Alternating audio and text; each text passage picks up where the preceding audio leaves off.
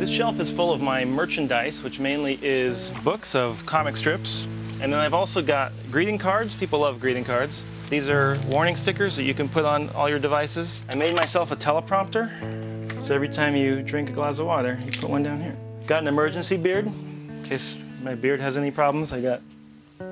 So this was something that I saw just an animated GIF of on the internet somewhere, and I thought, I can make that. I think it turned out great. I learned something from it. There's no use for this, but I learned something from it. I'm David Malky. I make the comic strip Wondermark and lots of other interesting things, and I work here. We are in Westchester, which is in West LA. When people come in here, to me, sometimes I feel like, oh, it's cluttered or it's a mess, or I hope, we can find the thing that they're looking for. And then they leave and they go, wow, this is a real mad scientist workshop. That's the effect I want. I want there to be possibility on every shelf.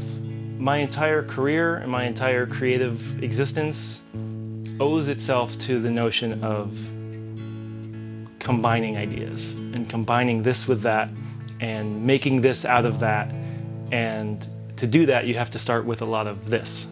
So my room is filled with this.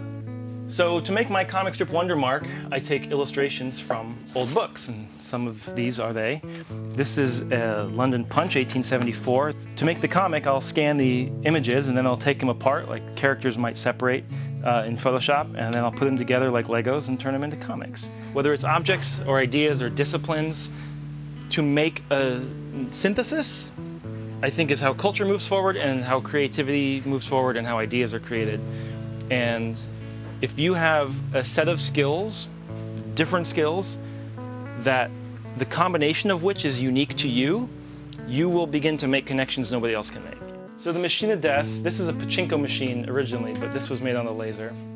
It's, you put in a quarter, put your finger in, ow! It takes your blood. It spits out a little card that just tells you how you're gonna die. Sometimes it's more specific, sometimes it's very specific. So the Machine of Death is useful. We pull that out for guests.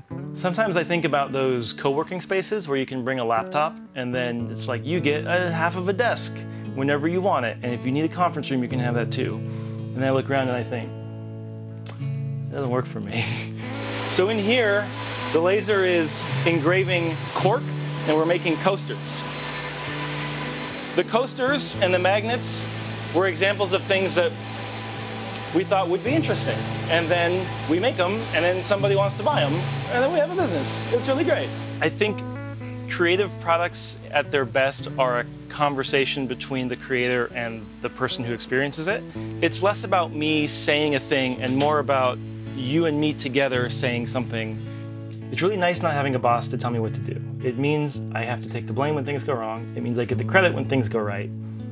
But it also means that everything is in my job description. So if I want to make coasters, nobody is saying, you're a cartoonist, you can't make coasters. The more different types of influences you can have creatively and the more skills you have, the more different ideas you can have. And I think that's true of the items that you surround yourself with too. You can learn more from physically manipulating something than thinking about it for an hour.